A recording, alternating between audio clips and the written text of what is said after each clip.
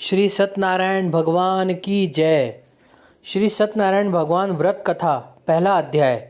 एक समय की बात है, नैशिरण्य तीर्थ में शौनकादि 88,000 ऋषियों ने श्री सूत जी से पूछा, हे प्रभु, इस कलयुग में वेद विद्या रहित मनुष्यों को प्रभु भक्ति किस प्रकार मिल सकती है तथा उनका उद्धार कैसे होगा।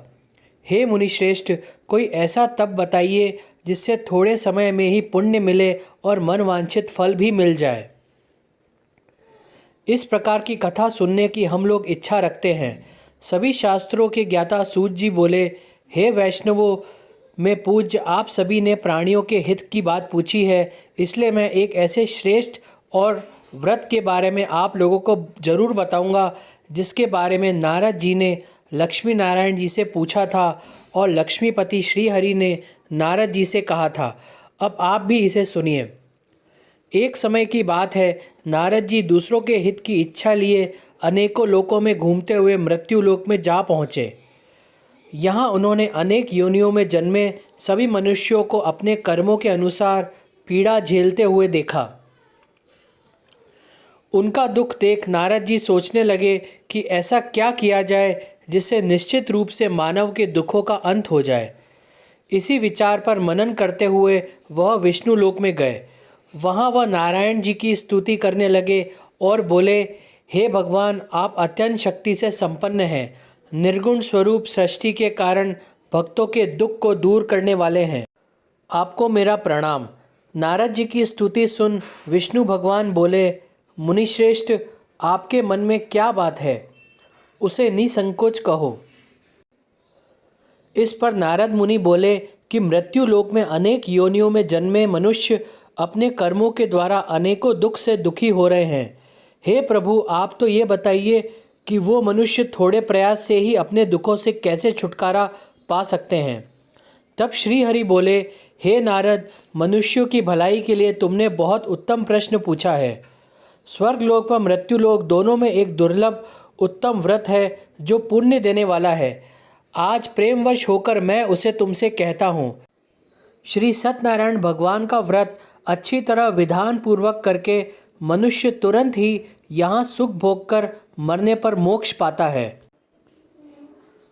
श्री हरि के वचन सुन नारद जी बोले कि उस व्रत का फल क्या है प्रभु, और उसका विधान क्या है। यह व्रत किसने किया था, इस व्रत को किस दिन करना चाहिए, आप सब कुछ विस्तार से बताएं। नारद की बात सुनकर फिर श्री हरि बोले, दुख व शोक को दूर करने वाला, यह सभी स्थानों पर विजय दिलाने वाला है।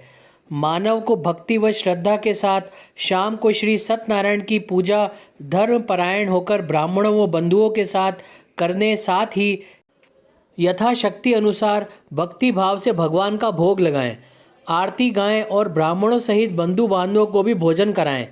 उसके बाद स्वयं भोजन करें। कीर्तन भजन के साथ भगवान की भक्ति में लीन हो जाएं। इस तरह से सत्यनारायण भगवान का यह व्रत करने पर मनुष्य की सारी इच्छाएं निश्चित रूप से पूरी होती है। इस कली काल अर्थात कलयुग में मृत्यु लोक में मोक्ष का यही एक सरल उपाय बताया गया है। श्री सत्यनारायण भगवान की जय। सत्यनारायण व्रत कथा का प्रथम अध्याय संपूर्ण। सूत जी बोले, हे ऋषियों, जिसने पहले समय में इस व्रत को किया था उसका इतिहास कहता हूँ, ध्यान से सुनो। सुंदर काशीपुरी नगरी में एक अत्यंत निर्धन ब्राह्मण रहता था। भूख प्यास से परेशान वह धरती पर घूमता रहता था। ब्राह्मणों से प्रेम करने वाले भगवान ने एक दिन ब्राह्मण का वेश धारण कर उसके पास जाकर पूछा, हे विप्र, नित्य दुखी होकर तुम पृथ्वी पर क्यों घूमते हो। दीन ब्राह्मण बोला, मैं निर्धन ब्राह्मण हूँ, भिक्षा के लिए धरती पर घूमता हूँ। यदि आप इसका कोई उपाय जानते हो तो बताइए। वृद्ध ब्राह्मण रूपी भगवान ने कहा कि सत्यनारायण भगवान मनोवांछित फल देने वाले हैं, इसलिए तुम उनका पूजन करो। इसे करने से मनुष्य सभी दुखों से मुक्त हो जाता है। वृद्ध ब्राह्मण बनकर आए सत्यनारायण भगवान उस निर्धन ब्राह्मण को व्रत का सारा विधान बताकर अंतर्धान हो गए। अगले दिन सुबह उठने के साथ ही उस बूढ़े ब्राह्मण ने मन में संकल्प लिया कि सत्यनारायण का व्रत करूंगा, और फिर अपने नित्य कामों से मुक्त होकर वह भिक्षा के लिए चल पड़ा। उस दिन उसे भिक्षा में बहुत सा धन प्राप्त हुआ। उसी दिन से उसने परिवार के साथ भगवान सत्यनारायण की पूजा की और व्रत रखा। इस व्रत के करने के कुछ दिन बाद उसके सभी दुखों और कष्ट दूर होने लगे और देखते ही देखते एक संपन्न और अनेकों संपत्तियों का मालिक बन गया। तब हर महीने की पूर्णिमा के दिन वह ब्राह्मण सत्यनारायण की पूजा व व्रत करने लगा। इस प्रकार सत्यनारायण भगवान के इस व्रत को करके वह श्रेष्ठ ब्राह्मण सभी पापों और गरीबी से मुक्त हो गया और उसने एक दुर्लभ मोक्ष पद को प्राप्त किया। इस तरह से सत्यनारायण भगवान के व्रत को जो मनुष्य करेगा वह सभी प्रकार के पापों से छूटकर मोक्ष को प्राप्त होगा। जो मनुष्य इस व्रत को करेगा वह भी सभी दुखों से मुक्त हो जाएगा। सूत जी बोले कि इस तरह से नारद जी ने नारायण जी का कहा हुआ श्री सत्यनारायण व्रत को मैंने तुमसे कहा। हे विप्रो, मैं अब और क्या कहूँ। ऋषि बोले, हे मुनिवर, संसार में उस विप्र से सुनकर और किस किस ने इस व्रत को किया, हम सब इस बात को सुनना चाहते हैं। इसके लिए हमारे मन में श्रद्धा का भाव है। सूत जी बोले, हे मुनियों, जिसने इस व्रत को किया है वह अब सुनो। एक समय वही विप्र धन व ऐश्वर्य के अनुसार अपने बंधु बांधवों के साथ इस व्रत को करने को तैयार हुआ। उसी समय एक लकड़ी बेचने वाला बूढ़ा आदमी आया और लकड़ियां बाहर रखकर अंदर ब्राह्मण के घर में गया। प्यास से दुखी वह लकड़हारा उनको व्रत करते देख विप्र को नमस्कार कर पूछने लगा कि आप यह क्या कर रहे हैं तथा इसे करने से आपको क्या फल मिलेगा, कृपा करके मुझे भी बताएं। ब्राह्मण ने कहा कि सब मनोकामनाओं को पूरे करने वाला यह सत्यनारायण भगवान का व्रत है। इनकी कृपा से ही मेरे घर में धन धान आदि की वृद्धि हुई है। विप्र से सत्यनारायण व्रत के बारे में जानकर लकड़हारा बहुत प्रसन्न हुआ। चरणामत लेकर वह प्रसाद खाने के बाद वह अपने घर गया।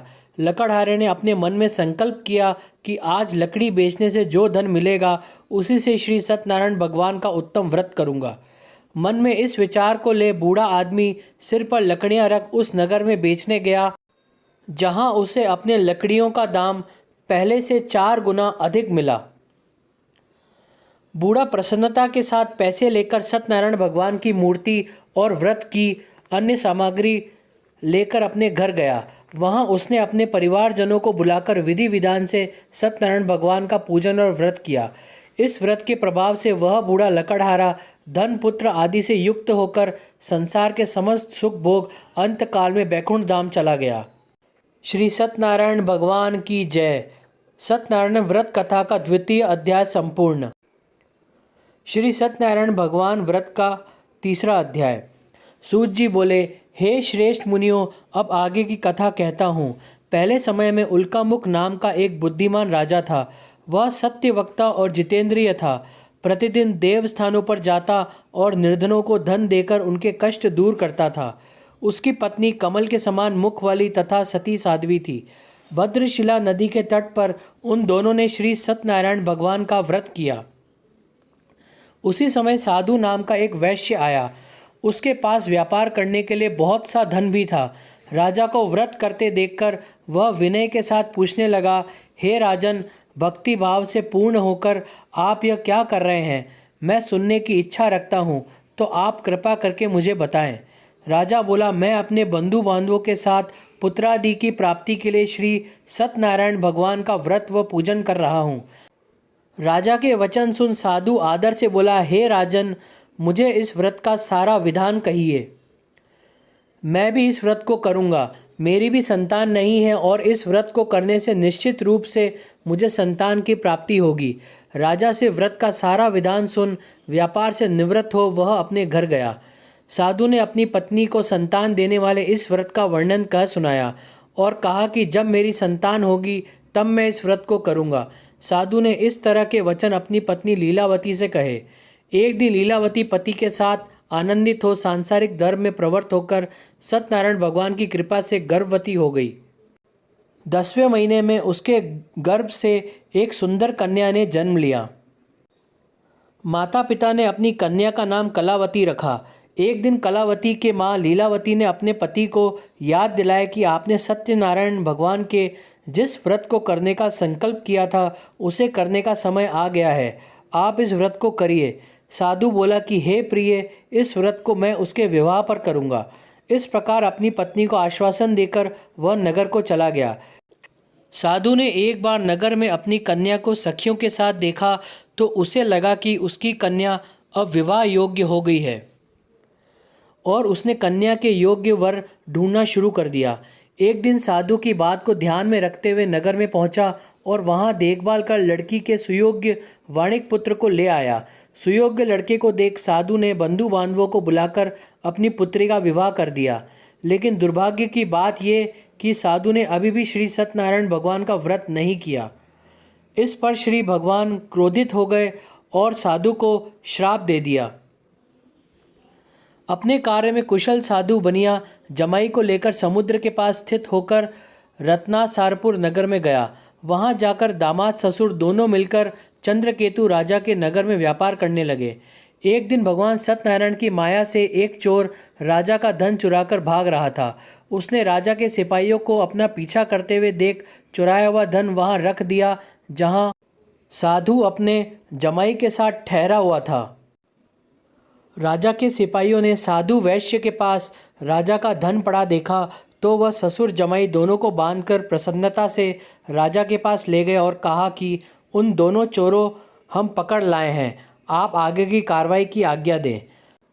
राजा की आज्ञा से उन दोनों को कठिन कारावास में डाल दिया गया और उनका सारा धन भी उनसे छीन लिया गया। श्री सत्यनारायण भगवान के श्राप से साधु की पत्नी भी बहुत दुखी हुई। घर में जो धन रखा था उसे भी चोर चुरा ले गए। शारीरिक तथा मानसिक पीड़ा व भूख प्यास से अति दुखी हो अन्न की चिंता में कलावती के ब्राह्मण के घर गई। वहाँ उसने श्री सत्यनारायण भगवान का व्रत होते देखा, फिर कथा भी सुनी। वह प्रसाद ग्रहण कर वह रात को घर वापस आई। माता के कलावती से पूछा कि हे पुत्री, अब तक तुम कहाँ थी, तेरे मन में क्या है? कलावती ने अपनी माता से कहा, हे माता, मैंने एक ब्राह्मण के घर में श्री सत्यनारायण भगवान का व्रत देखा है। कन्या के वचन सुन लीलावती भगवान के पूजन की तैयारी करने लगी। लीलावती ने परिवार व बंधुओं सहित सत्यनारायण भगवान का पूजन किया और उनसे वर मांगा कि मेरे पति तथा जमाई शीघ्र घर आ जाएं। साथ ही यह भी प्रार्थना की कि हम सबका अपराध क्षमा करें। श्री सत्यनारायण भगवान इस व्रत से संतुष्ट हो गए और राजा चंद्रकेतु को सपने में दर्शन दे कहा कि हे राजन, तुम उन दोनों वैश्यों को छोड़ दो और तुमने उनका जो धन लिया है उसे वापस कर दो। अगर ऐसा नहीं किया तो मैं तुम्हारा धन, राज्य व संतान सभी को नष्ट कर दूंगा। राजा को यह सब कहकर वह अंतर्धान हो गए। प्रातःकाल सभा में राजा ने अपना सपना सुनाया, फिर बोले कि उन दोनों को कैद से मुक्त कर सभा में लाओ। दोनों ने आते ही राजा को प्रणाम किया। राजा बोला, महानुभावों, भाग्यवश ऐसा कठिन दुख तुम्हें प्राप्त हुआ है, लेकिन अब तुम्हें कोई भय नहीं है। ऐसा कह राजा ने उन दोनों को नए वस्त्राभूषण भी पहनाए और जितना धन उनका लिया था उससे दुगना धन वापस कर दिया। दोनों वैश्य अपने घर को चल दिए। श्री सत्यनारायण भगवान की जय। श्री सत्यनारायण भगवान व्रत कथा का तृतीय अध्याय संपूर्ण। श्री सत्यनारायण भगवान व्रत कथा चतुर्थ अध्याय। सूत जी बोले, वैश्य ने मंगलाचार कर अपनी यात्रा आरंभ की और अपने नगर की ओर चल दिए। उनके थोड़ी दूर जाने पर एक दंडी वेशधारी श्री सत्यनारायण ने उनसे पूछा, हे साधु, तेरी नाव में क्या है? अभिवाणी वणिक हंसता हुआ बोला, हे दंडी, आप क्यों पूछते हो? क्या धन लेने की इच्छा है? मेरी नाव में तो बेल व पत्ते भरे हुए हैं। वैश्य के कठोर वचन सुन भगवान बोले, तुम्हारा वचन सत्य हो। दंडी ऐसे वचन कह वहां से दूर चले गए। कुछ दूर जाकर समुद्र के किनारे बैठ गए। दंडी के जाने के बाद साधु वैश्य ने नित्य क्रिया के पश्चात नाव को ऊंची उठते देखकर अचंबा माना और नाव में बेल पत्ते आदि देख वह मूर्छित हो जमीन पर गिर पड़ा। वापस होश आने पर वह अत्यंत शोक में डूब गया। तब उसका दामाद बोला कि आप शोक न मनाएं, यह दंडी का शाप है, इसलिए हमें उनकी शरण में जाना चाहिए, तभी हमारी मनोकामना पूरी होगी। दामाद की बात सुनकर वह दंडी के पास पहुंचा और अत्यंत भक्तिभाव नमस्कार करके बोला, मैंने आपसे जो असत्य वचन कहे थे उनके लिए मुझे क्षमा दे। ऐसा कहकर रोने लगा। तब दंडी भगवान बोले, हे वणिक पुत्र, मेरी आज्ञा से बार बार तुम्हें दुख प्राप्त हुआ है। तू मेरी पूजा से विमुख हुआ। साधु बोला, हे भगवान, आपकी माया से ब्रह्मा आदि देवता भी आपके रूप को नहीं जानते, तब मैं अज्ञानी कैसे जान सकता हूँ। आप प्रसन्न होइए, अब मैं सामर्थ्य के अनुसार आपकी पूजा करूँगा। मेरी रक्षा करो और पहले के समान नौका में धन भर दो। साधु वैश्य के भक्तिपूर्वक वचन सुनकर भगवान प्रसन्न हो गए और उसकी इच्छा अनुसार वरदान देकर अंतर्धान हो गए। ससुर जमाई दोनों जब नाव पर आए तो नाव धन से भरी हुई मिली। फिर वहीं अपने अन्य साथियों के साथ सत्यनारायण भगवान का पूजन कर अपने नगर को चल दिए। जब नगर के नज़दीक पहुँचे तो दूत को घर पर खबर करने के लिए भेज दिया। दूत साधु की पत्नी को प्रणाम कर कहता है कि मालिक अपने दामाद सहित नगर के निकट आ गए हैं। दूत की बात सुन साधु की पत्नी लीलावती ने बड़े हर्ष के साथ सत्यनारायण भगवान का पूजन कर अपनी पुत्री कलावती से कहा कि मैं अपने पति के दर्शन को जाती हूँ, तू कार्य पूर्ण कर शीघ्र आ जाना। माँ के ऐसे वचन सुन कलावती जल्दी में प्रसाद छोड़ अपने पति के पास चली गई। प्रसाद की अवज्ञा के कारण श्री सत्यनारायण भगवान रुष्ट हो गए और नाव सहित उसके पति को पानी में डुबो दिया। कलावती अपने पति को वहां न पाकर रोती हुई जमीन पर गिर गई। नौका को डूबा हुआ देख वह कन्या को रोता देख साधु दुखी होकर बोला कि हे प्रभु, मुझसे तथा मेरे परिवार से जो भूल हुई है उसे क्षमा करें। साधु के दीन वचन सुनकर श्री सत्यनारायण भगवान प्रसन्न हो गए और आकाशवाणी हुई, हे साधु, तेरी कन्या मेरे प्रसाद को छोड़कर आई है, इसलिए उसका पति अदृश्य हो गया है। यदि वह घर जाकर प्रसाद खाकर लौटती है तो इसे इसका पति अवश्य मिलेगा। ऐसी आकाशवाणी सुन कलावती ने वैसा ही किया जैसा आकाशवाणी के दौरान भगवान ने कहा, और फिर प्रसाद ग्रहण करने के बाद जब वो वापस आई तो अपने पति के दर्शन करके अत्यंत प्रसन्न हुई। उसके बाद साधु अपने बंधु बांधवों सहित श्री सत्यनारायण भगवान का विधि विधान से पूजन करता है। इस लोक का सुख भोग व अंत में स्वर्ग जाता है। श्री सत्यनारायण भगवान की जय। सत्यनारायण भगवान व्रत कथा का 4th अध्याय संपूर्ण। श्री सत्यनारायण भगवान व्रत कथा 5वां अध्याय। सूत जी बोले, हे ऋषियों, मैं और भी एक कथा सुनाता हूँ, उसे भी ध्यानपूर्वक सुनो। प्रजा पालन में लीन तुंगध्वज नाम का एक राजा था। उसने भी भगवान का प्रसाद त्याग कर बहुत ही दुख प्राप्त किया। एक बार जंगल में जाकर वन पशुओं को मारकर वह बड़ के पेड़ के नीचे आया। वहाँ उसने ग्वालों को भक्ति भाव से अपने बंधुओं सहित सत्यनारायण भगवान का पूजन करते हुए देखा। अभिमानवश राजा ने उन्हें देखकर भी पूजा स्थान में नहीं गया और ना ही उसने भगवान का प्रणाम किया। ग्वालों ने राजा को प्रसाद दिया, लेकिन उसने वह प्रसाद नहीं खाया और प्रसाद को वहीं छोड़ वह अपने नगर को चला गया। जब वह नगर में पहुंचा तो वहां सब कुछ तहस नहस हुआ पाया, तो वह शीघ्र ही समझ गया कि यह सब भगवान के अनादर का परिणाम है। वह दोबारा ग्वालों के पास पहुंचा और विधि पूर्वक पूजा करके प्रसाद खाया तो श्री सत्यनारायण भगवान की कृपा से सब कुछ पहले जैसा हो गया। दीर्घ काल तक सुख भोगने के बाद मरणोपरांत उसे स्वर्गलोक की प्राप्ति हुई। जो मनुष्य परम दुर्लभ इस व्रत को करेगा तो भगवान सत्यनारायण की अनुकंपा से उसे धन दान की प्राप्ति होगी। निर्धन धनी हो जाता है और भय मुक्त हो जीवन जीता है। संतानहीन मनुष्य को संतान सुख मिलता है और सारे मनोरथ पूर्ण होने पर मानव अंत काल में बैकुंठ धाम को जाता है। तब सूत जी बोले, जिन्होंने पहले इस व्रत को किया है, अब उनके दूसरे जन्म की कथा कहता हूँ। वृद्ध शतानंद ब्राह्मण ने सुदामा का जन्म लेकर मोक्ष की प्राप्ति की। लकड़हारे ने अगले जन्म में निषाद बनकर मोक्ष प्राप्त किया। उल्कामुख नाम का राजा दशरथ होकर बैकुंठ को गए। साधु नाम के वैश्य ने मोरध्वज बनकर अपने पुत्र को आरे से चीरकर मोक्ष पाया। महाराज तुंगध्वज ने स्वयंभू होकर भगवान में भक्ति युक्त हो कर्म कर मोक्ष पाया। कथा सुनने के बाद सभी ने श्री हरि का झुककर प्रणाम किया। बोलो सत्यनारायण भगवान की जय। श्री सत्यनारायण व्रत कथा का 5वां अध्याय संपूर्ण। श्री सत्यनारायण भगवान की जय।